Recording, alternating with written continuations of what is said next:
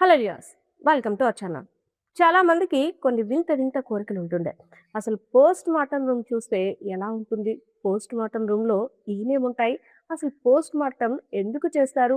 Post mortem రూమ్‌లో దెయ్యాలుంటాయా? ఆత్మలుంటాయా?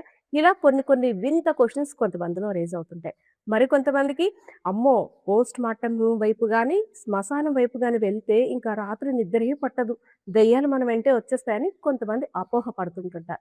So, ఇలాంటి మాటలన్నిటికి కూడా అడ్డుకట్ట వేస్తూ పోస్ట్ మార్టం రూమ్‌లో ఉన్నటువంటి సిబ్బంది తమ యొక్క విధుల్లో భాగంగా తాము నిర్వహించే పోస్ట్ మార్టంలో ఎలాంటి ఇబ్బందులుంటాయి? అసలు వచ్చే శవాన్ని వారు స్వీకరించే విధానం ఎలా ఉంటుందో మరిన్ని వివరాలు తెలపడానికైతే మనం నారాయణ స్వామి అనే వ్యక్తిని కలవడానికి వచ్చేసాం. సో, నారాయణ స్వామి గారి గురించి చెప్పాలంటే దాదాపు 3500 వరకు పోస్ట్ మార్టం బాడీకి సంబంధించి పోస్ట్ మార్టమ్స్ నిర్వహించారట. అంతేకాదు తన సొంత డబ్బులతో అనాథలైనటువంటి కొన్ని పార్థివ దేహాలు కూడా అంత్యక్రియలు పూర్తి చేసి సొంత కొడుకు అన్నీ తానే వారికి ఆత్మశాంతి కలిగేలా కొన్ని పూజలు కూడా చేస్తుంటుంటారట. సో, ఆయనతో మాట్లాడదాం ఈరోజు మనం. నారాయణ స్వామి గారు నమస్తే అండి. వాలంటీర్‌గానే ఇక్కడ వచ్చే బాడీస్‌కి అన్నిటికి కూడా పోస్ట్ మార్టం నిర్వహించడం గానీ, ఎక్కడైనా బాడీ ట్రేస్ ఔట్ అయిందంటే ఆత్మహత్య చేసుకునేది కావచ్చు, లేదంటే ట్రైన్స్ వెళ్ళే ఎక్కడ రైలు పట్టాల మీద శవాలున్నాయంటే కంపల్సరీగా మీకు ఫోనొస్తుంది. నారాయణ స్వామి ఇలా అటెండ్ అవ్వాలి. నారాయణ స్వామి డెడ్ బాడీ వచ్చింది పోస్ట్ మార్టంకి రావాలి అనేసని. సో, అంటే మీరు చేస్తుంది గౌరవప్రదమైన వృత్తి. ఇందులో ప్రభుత్వం తరపు నుండి గాని ఏమి రూపాయి కూడా రాదు. ఏం రాదు. వాలంటీర్‌గా అంటే వాలంటరీగా చేస్తాం. అసలు మీకు జీతం ఉంటుందా? ఇక్కడ లేదు. శవాల గదిలో పనిచేస్తున్నారు కాబట్టి దాదాపు 3500 పైమాటే బాడీస్‌కి పోస్ట్ మార్టం మీ చేతుల మీదుగా వైద్యుల ఆధ్వర్యంలో నిర్వహించారు కాబట్టి సాలరీస్ ఉంటాయా మీకు? శాలరీస్ అంటూ ఏం లేదు మేడం. జాబ్ పడేటప్పుడు నాకు తాళ్ళూరులో పోస్టింగ్ వచ్చింది. ఓకే. పోస్టింగ్ వచ్చేటప్పుడు నేను వెళ్దాం అనుకున్నాను అక్కడికి. కానీ ఏమైందంటే లోకల్ నాయకులు టీడీపీ వారు అయితేమి, వైఎస్ఆర్ అయితేనేమి వద్దు నారాయణ ఎవరికైనా చెక్కి మీకేదో ఎంతో కొంత జీతం వచ్చేటట్టు చేస్తాం. నువ్వు ఇక్కడే ఉండాలి మాకు అన్ని విధాలా ఏదైనా నీకు హెల్ప్ చేస్తాం మాక్సిమం మేము. కొంచెం టైం పడుతుందని చెప్పారమ్మా.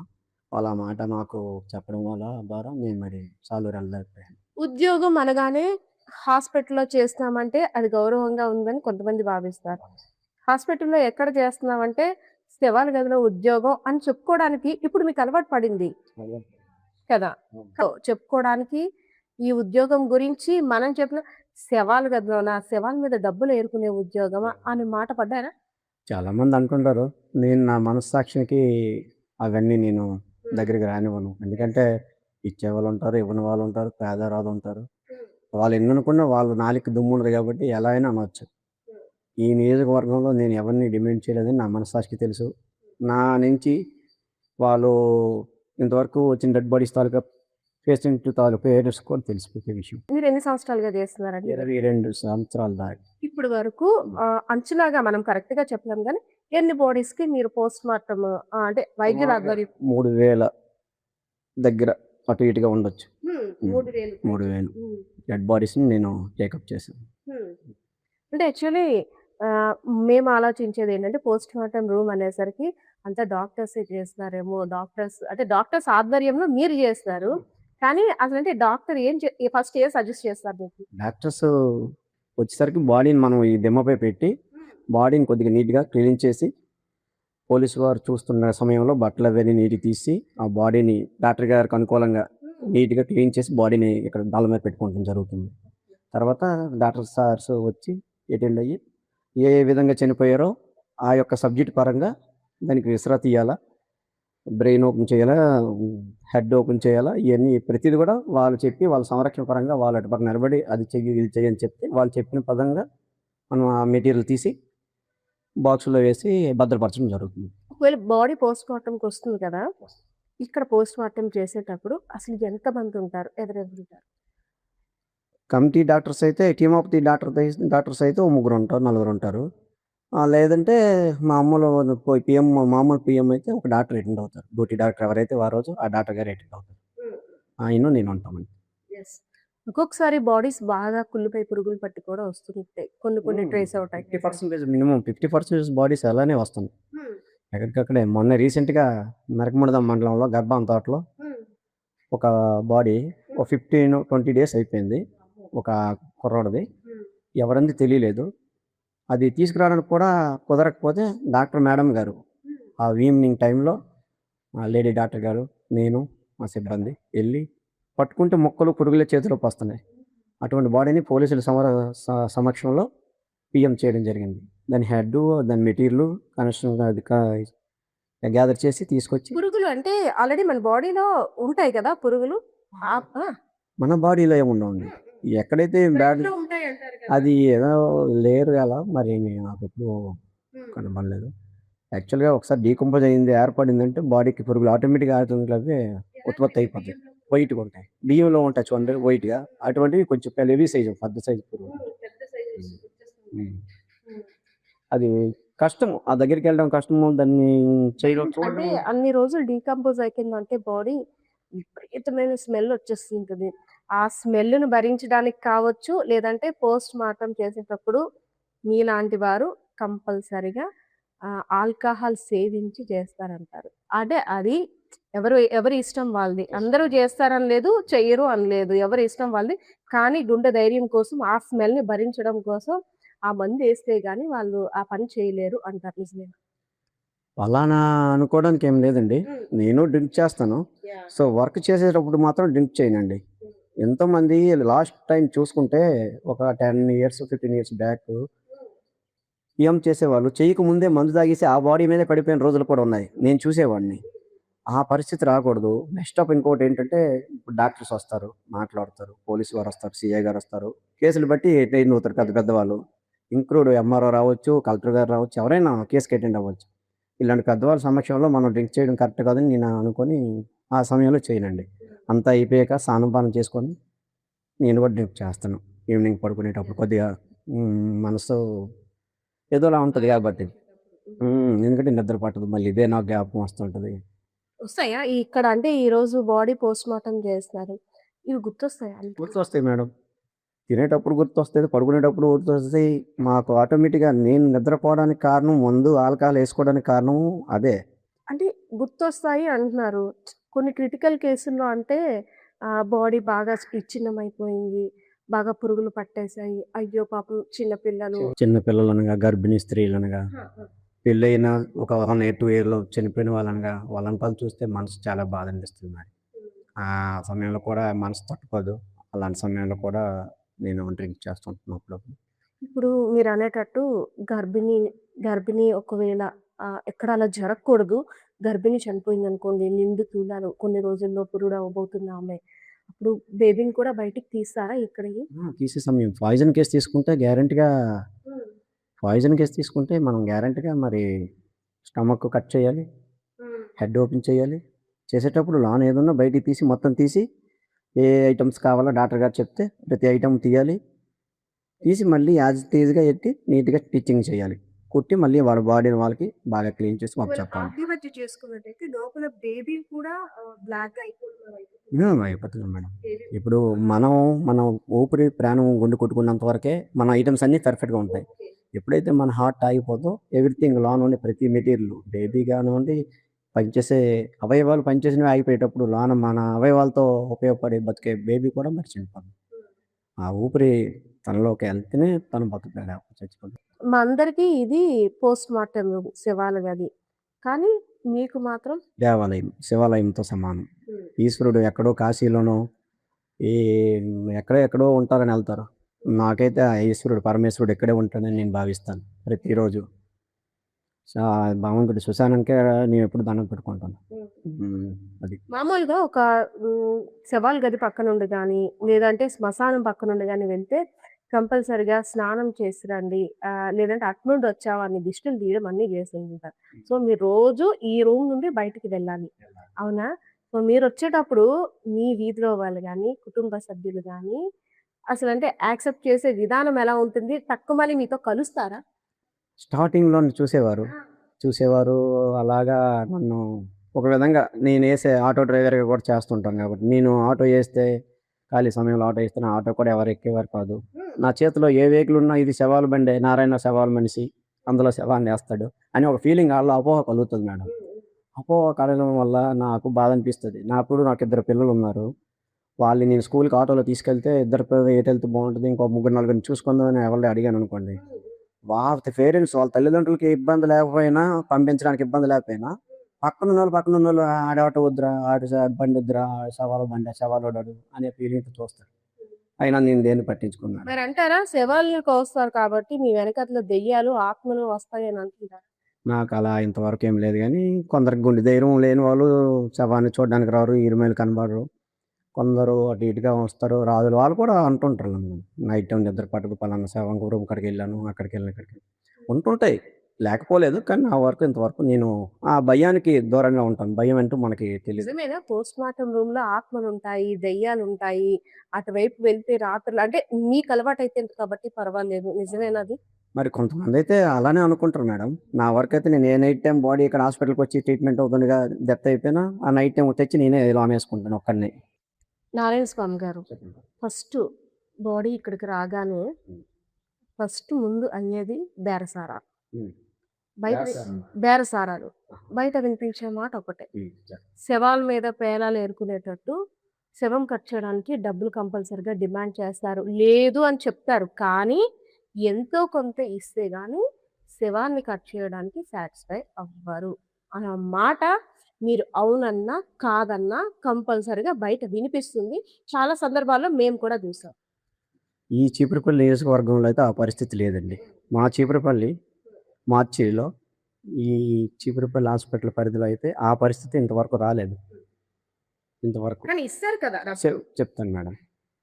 మా పని మేము చేస్తూ, వాళ్ళు మా కష్టాన్ని చూసి వెయ్యో, వెయ్యిన్నరో ఇచ్చే వెళ్తారు తప్ప ఎవరు ఇవ్వకంటే ఎవరు ఎళ్ళరు ఈ రోజుల్లో. కూలి పనికెళ్తేనే ఒక రూ. 1000 ఇస్తారు. అలాంటిది ఒక శవాన్ని ఈఎం చేసి చేస్తానంటే జీతం బత్తం లేదు. అరే! నారాయణ కష్టపడ్డాడురా నీట్‌గా చేసాడు, బాడీని గూడా అంతా అయిపోయిన తర్వాత నీట్‌గా చేసాడు. మనం చూసి కొంచెం చూడడానికి, చేయడానికి బాగా చేసాడు. వెయ్యో, వెయ్యిన్నర అంటే ఇచ్చేయాలి. నీట్‌గా చేయడం అంటే ఏంటి? నీట్‌గా పి చేయకపోవడం అంటే ఏంటి? అంటే ఈఎం చేశాక, స్టిచ్చింగ్ చేశాక బ్లడ్ అది ఇదంతా అయిపోద్ది కదా మేడం. నీట్‌గా అది క్లీన్ చేసి వాళ్ళకిస్తే వాళ్ళు లాస్ట్ మినిట్ చూసుకొని కొంచెం సాటిస్ఫాక్షన్ అవుతారు. ప్యాక్ చేసేటప్పుడు. మీరు కాదు. ఒకవేళ అదర్ పర్సన్స్ హ్మ్. ఎవరైనా హ్మ్. ఆశించిన డబ్బులు ఇవ్వకపోతే నీట్‌గా చేయలేదంటే పిచ్చి పిచ్చిగా కుట్టేసి అలా ఏం చేయరు మేడం. హ్మ్. హ్మ్. అలా చేయడానికి లేదసల. హ్మ్. అది అలా చేయడానికి లేదు. చేసినా కూడా పేషెంట్ తాలూకు వాళ్ళు బాడీ గల వాళ్ళు యాక్సెప్ట్ చేయరు కదా! తెలీదు అంగీకరించరు. కదా! వాళ్ళకి మీరు కవర్ చేసి ఏమి ఇచ్చేస్తారు. లేదండి. ఇప్పుడు అంతా ఓపెన్ అయిపోయింది కదా మేడం. కానీ వాళ్ళ ముందే మేము ప్యాక్ చేస్తాం. మరి ఎంతవరకు వాస్తవం? ముందే డాక్టరు బాడీ వచ్చింది కదా! దాని అమౌంట్ ఎంత అనేసని డాక్టర్ మీతోటి అడిగిస్తారు అనేసని ఒక మా రూమర్. మా చీపురుపల్లికైతే లేదండి. అంతా డాక్టర్ గారు మానవత్వంతో చీపురుపల్లనే కాదు. ఇప్పుడు మీరు చీపురుపల్లిలో చేస్తున్నారు కాబట్టి అంటే నాకు చీపురుపల్లి వరకు తెలుసు. యెస్. యెస్. అంటే మిగతా మార్చురీల సంగతి ఎవరు తెలీదు.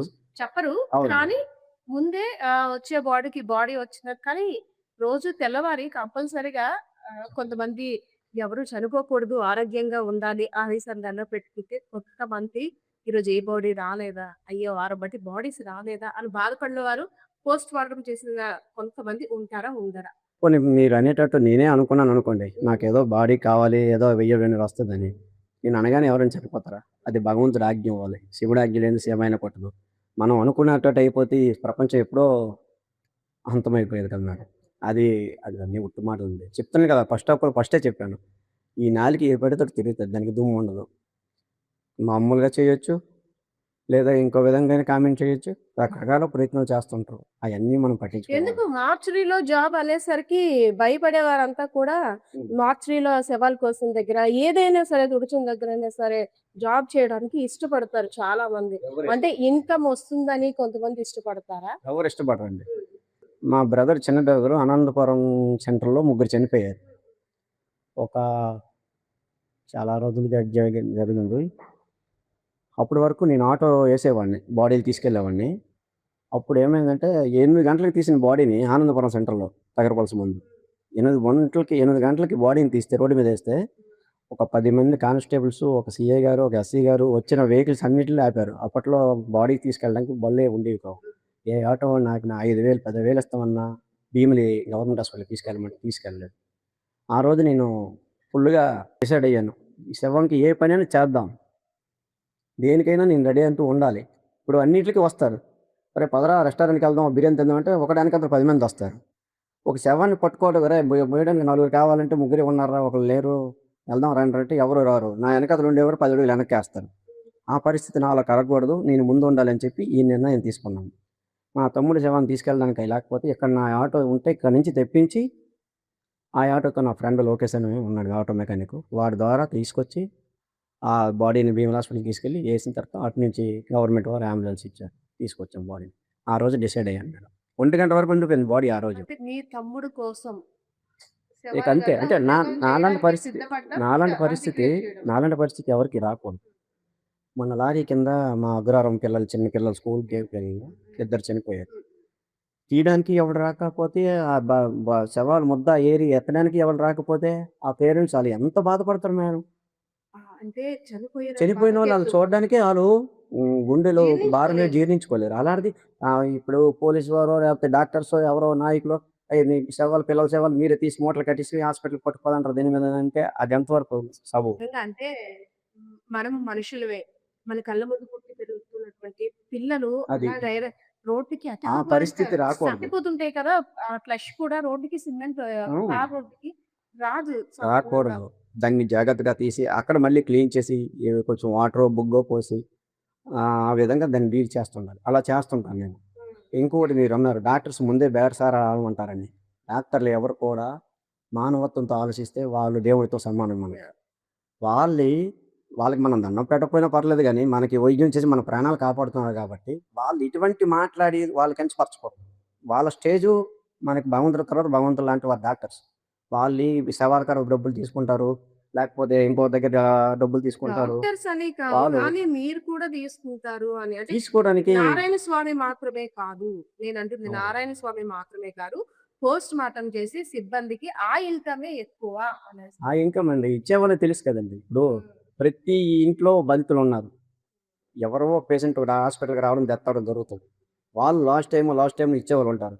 వాళ్ళ అంతరాత్మని వాళ్ళు అడుక్కోమనండి. మా వర్గం మీకు చెప్పాలి. ఇక్కడ వర్క్ అంతా కంప్లీట్ అయ్యి వాళ్ళ రేట్‌లో మనం బాడీని ఎక్కించిన తర్వాతే వాళ్ళిచ్చింది దయాదాక్షిణ్యంతో తీసుకోవాలి.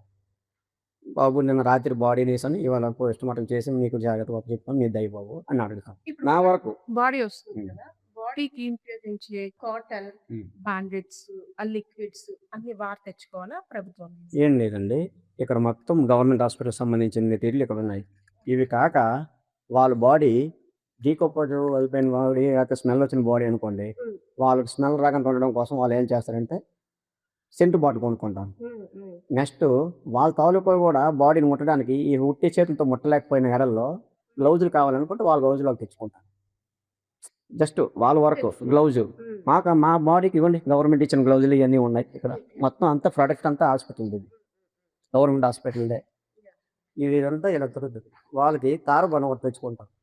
అది వాళ్ళు అంటే కొద్దిగా పట్టుకెళ్ళడానికి నీట్‌గా బాడీ బ్లడ్ పట్టుకెళ్ళడానికి. గట్టా అయినా చేసినా మనం కట్టే క్లాత్‌తో సాలదు కదా వాళ్ళకి. హ్మ్. అలాంటివి తెచ్చుకుంటారు. అదర్స్ బాడీకి ఏమైనా కొద్దిగా చేసుకోవాల్సినవి ఉంటే వాళ్ళు తెచ్చుకుంటారు. కొన్ని రీసెంట్‌గా మనం ఒక వార్త కూడా చూసాం. హ్మ్. అంటే అనాటమీకి సంబంధించి ఒక డెడ్ బాడీ వచ్చిందంటే డాక్టర్స్ జోకులేసుకుంటారు అనేది. సో, అది అది పెద్ద ఇష్యూ అయిపోయింది. అలానే అంటే బ్రతికున్నప్పుడంతా కూడా మహిళలు కావచ్చు, పురుషులు కావచ్చు, బాడీ పార్ట్స్ బయటవంతా కనబడకుండా చాలా సిగ్గుపడుతుంటాం. అంటే అది ఒక పరువుగా భావిస్తుంటాం. అవును. అటువంటివి చనిపోయిన తర్వాత ఇక్కడ నగ్నంగా పడుకుని పెడతారు. కొంతమంది. నేను మాట్లాడుతుంది అంటే మీరు ఈ వృత్తిలో ఉన్నారు కాబట్టి చెప్పండి. నేను చెప్పండి. పర్లేదు. అడుగుతున్నాను. అవును.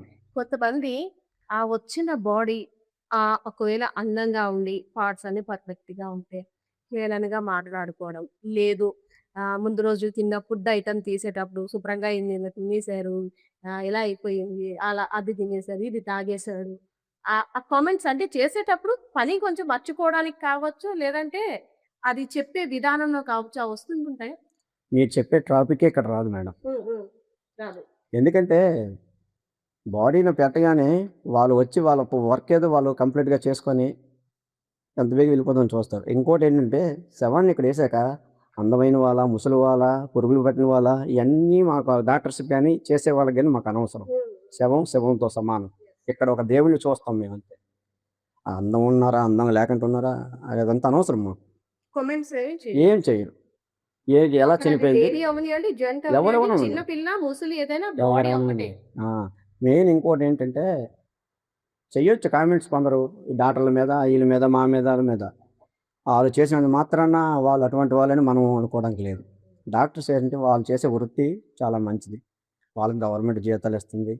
వాళ్ళు రూపాయి అద్దె కోసం ఈ శవాల మీద వెయ్యి వెనుక కోసం కక్కుర్తి పడే స్టేజ్‌కి రాదు కూడా ఏ రోజు ఆళ్ళకి. నెక్స్ట్ ఏంటంటే కామెంట్స్ అనేవి అసలు వాళ్ళు చెయ్యరు. ఎందుకంటే వాళ్ళు భార్య పిల్లలతో ఉంటారు, కుటుంబం ఉంటది. యాహ్! మరి చనిపోయిన వాళ్ళు ఆళ్ళెంత బాధపడుతుంటారో వాళ్ళు కూడా మానవత్వం ఉంటది కదా! మనం అలా ఎప్పుడూ ఊహించడానికి లేదు. కొందరు ఊహించుకుంటే అది వాళ్ళ ఎగ్జెక్ట్ ఒగ్గేయాల. వాళ్ళ కర్మ అది. ఇక్కడికి బాడీ రాగానే ఫస్ట్ మీరేం చేస్తారంటే ఆహ్, చనిపోయిన తర్వాతైనా సరే మనం బాడీకి వాల్యూ ఇవ్వాలి, ఇవ్వాలి. గౌరవం ఇవ్వాలి. బ్రతుకున్నప్పుడు వాళ్ళు ఎలాగా భోగభాగ్యాలు అనుభవించారో లేదో తెలీదు గానీ, చనిపోయిన తర్వాతైనా ఇక్కడ పడుకున్న ప్రదేశం అంతా కూడా చాలా క్లీన్‌గా ఉండాలి, ఉంచాలి అని కూడా ఉంచాలి. మీరు సో, వాటర్ అన్నీ ఉన్నాయక్కడ. హ్మ్. ఏం చేస్తారు బాడీని అసలిక్కడ? బాడీ రాగానే మొత్తం వితౌట్ ఒంటి మీద ఏమి లేకుండా హ్మ్. నీట్‌గా చేసేస్తాం. పోలీస్ వారి ఆధ్వర్యంలో. పోలీసులుంటారు. ఉంటారు మేడం. సస్పెక్టెడ్ డెత్ అయితే. సస్పెక్టెడ్. హ్మ్. నీట్‌గా తీసి అక్కడెక్కడ దెబ్బలున్నాయో ఒంటి మీద పుట్టుమచ్చలు, దెబ్బలు ఎవ్రీథింగ్. ఓకే. జుత్తు ఎంత పొడవుంది, అవి రాస్తారు. హెయిర్ ఎంత పొడవుంది మొత్తం వైటా, బ్లాక్ అండ్ వైట్ నలుపో, తెలుపో హ్మ్. కలర్‌తో సహా ఏ దుస్తులు ఉన్నాయో ముందు దుస్తులు రాసుకుంటారు. దుస్తులు తీసాక గాయాలేమున్నాయి, గాయాలు ఒంటి మీద చుట్టూ చెక్ చేసి గాయాలు రాస్తారు. వాళ్ళు రాసి ఈ పుట్టుమచ్చలు రాసి హైటు, వెయిటు అన్నీ కొలిచాక ఆళ్ళు ప్రొఫార్మ్ ఫుల్ చేసి డాక్టర్ గారికిస్తారు. డాక్టర్ గారు పీఎంకొచ్చేటప్పుడు మళ్ళీ చెక్ చేయిస్తారు. ఫస్ట్ ఆఫ్ ఆల్ చెక్ చేయించి హ్మ్, పైన ముందు ఏమేమి ఉన్నాయి వీళ్ళు రాసింది కరెక్టా కాదో చెక్ చేస్తారు. చేశాక ఓపెన్ చేయిస్తారు బాడీని. ఓపెన్ చేసి ఏ విధంగా చనిపోయారో ఆ కాజుకి తగ్గట్టు, చనిపోవడానికి తగ్గట్టు మెటీరియల్ తీయమంటారు. ఏ పార్పులు? నారాయణ ఈ కిడ్నీ తీయి, ఈ లివర్ తీయి, ఈ లంగ్స్ తీయి, హ్మ్. హ్మ్. ఈ స్టమక్ తీయి, ఇంటెస్టైన్ తీయి, హ్మ్. స్ప్లైన్ తీయి ఇవన్నీ చెప్తుంటాం. మీరు డాక్టర్ చదవకపోయినా, ఎంబీబీఎస్ చదవకపోయినా ప్రతి పార్ట్‌లో ఏముంటుందో మీకే తెలుసు. మేడం గారు అనుభవం మేడం గారు మరేం అదే చేస్తాం. అంటే అంతే. అనుభవంతోనే వస్తుంది ఏదైనా అంతే. విద్య.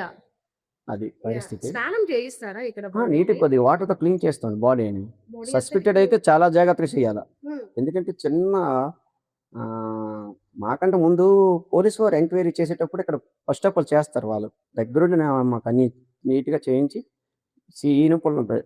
జుత్తంతా నాకున్నా దాన్ని చెక్ చేయిస్తారు. పోలీసు వారి ఇంట్రెస్ట్ చాలా ఇంపార్టెంట్. చాలా చేస్తారు. వాళ్ళు అయిపోయిన తర్వాత డాక్టర్ గారు అటెండ్ అవుతారు. హ్మ్. వీళ్ళు ఫార్మ్స్ ఫిలప్ చేసి ఇస్తే. ఓకే. అది. సరే ఇంతవరకు ఓకే. బాడీ గురించి ఆ బయట జరిగే తతంగం గురించి మీకు, మాకు మాటలు సరిపోయాయి. అయితే బాడీ కోసం, బాడీ తేవడమే ఇక్కడికి తెలుసు.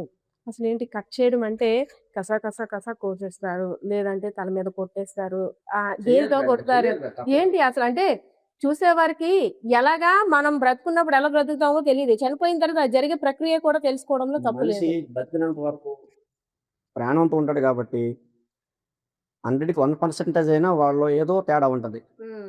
చిన్న విస్ఫూర్తంగా ఆలోచించడం చేస్తుంటాడు. చనిపోయిన తర్వాత ఏమి ఉండదు. హ్మ్. మనం కోవిడ్‌లో లింగాకారం చూస్తే ఎంత చక్కగా దండం పెట్టాలనిపిస్తదో, హ్మ్. హ్మ్. ఈ శవానికి కూడా మనకు అలాగే చేయాలనిపిస్తుంది. ఏదో ఒకటి చేయాలి ఈ శవానికి. నాకిక్కడ రాగానే ఇవన్నీ కనిపిస్తున్నాయి. ఏదో అంటే ఈ కెమికల్స్ గానీ, ఈ అగ్గిపెట్టెలు గానీ, ఈ గ్లౌజెసు, కత్తులు ఇవన్నీ కూడా రీసెంట్‌గా అయినట్టుంది. ఏదో పోస్ట్ మార్టము అదింకా తడి కూడా అలానే ఉంది. ఒక డాక్టర్ పెట్టెలాగా ఇదేదో ఉంది. కత్తులు పెట్టినా. హ్మ్. హ్మ్. ఇది కత్తులుది పెట్టుకుంది. ఒకసారి తీయండి. ప్రతిదీ తీయం మేము యూజ్ చేస్తాం ఇది. హ్మ్. హ్మ్. హ్మ్. ఏది అవసరమైతే దాన్ని యూజ్ చేస్తుంటాం. ఈ టూల్స్ అన్నీ హ్మ్. గవర్నమెంటే ఇస్తుందా హ్మ్. మీకు? మొత్తం గవర్నమెంటే. హ్మ్. హ్మ్. గవర్నమెంటే ఇస్తది. హ్మ్. ఈ సిజర్ ఏది కట్ చేస్తారు దీంతోని? సిజర్సా?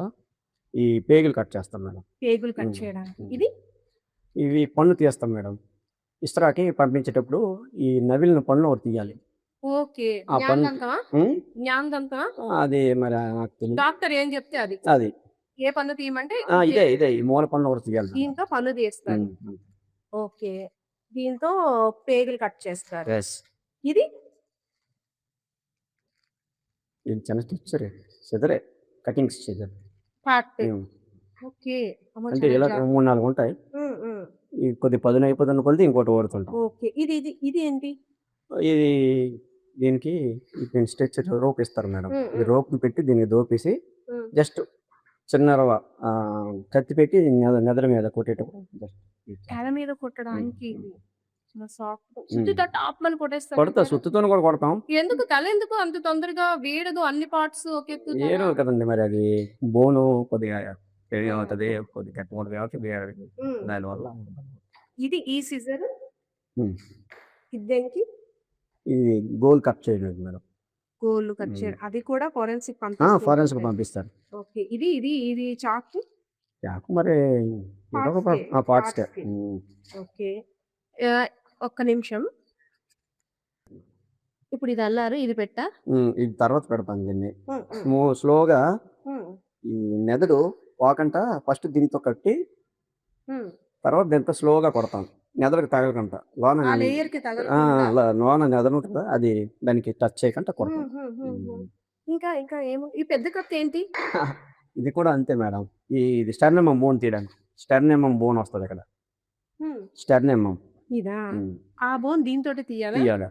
ఇలా కట్ చేయాలి, ఇది పెట్టి కట్ చేస్తే వస్తుంది. ఓకే ఇంకా సుత్తి సుత్తి సుత్తి కత్తి ఉంటుంది. కంపల్సరీగా మీకు ఇంపార్టెంట్ ఇది స్టెర్నెమం బోన్ ఓపెన్ చేయడానికి కొట్టాలి.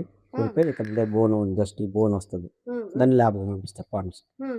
నెక్స్ట్ ఈ కత్తితో హెడ్ ఓపెన్ చేస్తాం, హెడ్ పెట్టి దీంతో కొట్టాలి. అంత గట్టిగా హార్డ్గా చాలా హార్డ్గా ఉంటుంది, మన హెడ్ చాలా హార్డ్గా ఉంటుంది. ఎందుకండి సాల్ట్ పేప్స్ ఇవన్నీ సాల్ట్ అంటే ఈ తీసే మెటీరియల్ ఈ బ్లడ్ శాంపిల్స్ పంపించడానికి. ఈ సాల్ట్ తీసే మెటీరియల్ ఆ బాటిల్ పెద్ద బాటిల్స్ ఉంటాయి, అందులో వేసి ఆ మెటీరియల్ అందులో వేస్తే అవి పాడవు, ల్యాబ్కి వెళ్తాయి. టేపు బాడీని కొలడానికి ఎంత హైటు పొడవు. ఇన్ని బాడీస్ కి పోస్ట్ మార్టం చేశారు కదా, మీరు మర్చిపోలేని బాడీ అంటే ఎందుకు అంటే ఎప్పుడు చూసినా ఎప్పుడు ఆలోచించినా బాడీ గుర్తుకొస్తుంది అంటే అదే పోస్ట్ మార్టం. చాలా నాళ్ళ క్రితం బాతు సమీపంలో రైల్వే బాడీ చూసాం. రైల్వే బాడీ బాతు సమీపంలో ట్రైన్ యాక్సిడెంట్ అయ్యి బాడీ గంటల్లోకి వెళ్ళిపోయింది. ఒక 5-6 days అయిపోయింది. కీమేను డైలీ డ్యూటీకి చాలా వెళ్తారు వస్తారు, కానీ స్మెల్ రావడం వల్ల 2 days ఆయన కుక్క ఏదో చనిపోయింది కానీ ఎక్కడో తీసుకున్నాడు. నెక్స్ట్ డే 5వ రోజు 6వ రోజు చూసి కొంచెం చూద్దాం దేనికైనా మంచిదని ఆ దంకల్లో చూసేసరికి బాడీ ఉంది. వెళ్ళి వాళ్ళకి సంవత్సరం వెళ్ళింది, వాళ్ళు వచ్చారు బాడీని తీసుకొచ్చారు. ఆ బాడీ ఈ బల్ల కూడా పట్టదు, అంత బాడీ అయిపోయింది, ఉబ్బిపోయింది. దాన్ని చూసి దాన్ని చేసేసినప్పుడు నేను బాగా ఇబ్బంది పడ్డాను. ఒక 1 month అంటే ఒక గాంభీరంగా కనబడింది, నల్లగా అయితే ఉబ్బిపోయి. అసలు భయమని చెప్పలేము, మరి అంతే. ఏది చేసినా పక్కని అదే గుర్తొచ్చింది నాకు. ఆ విధంగా బాడీతో 1 month అబ్బాయి పడ్డా. మీరు రైలు పట్టాల మీద బాడీస్ దగ్గర కూడా వారి జోబులో అమౌంట్ కావచ్చు, బంగారం కావచ్చు ఉంటాయి, డీటెయిల్స్ కూడా. అవి ఎవరి చెంతకి వెళ్తాయి? పోలీసు వారు వాళ్ళ తాలూకాలు ఉంటే వాళ్ళ ఆధ్వర్యంలో చేస్తారు పోలీసు వారు. లేకపోతే సెల్తో ఫొటోస్ తీస్తూ పోలీసు వారు దాన్ని గ్యాదర్ చేసుకొని ఏటేటి ఉన్నాయో రాసుకొని వాళ్ళ బంధువులు వస్తే బంధువులకి అటెండ్ చేస్తారు, అందజేస్తారు. మాక్సిమం 99% ఆ డెడ్ బాడీస్ కి ఉన్నటువంటి బంగారం డబ్బులు వాళ్ళ బంధువులకి వెళ్ళవు.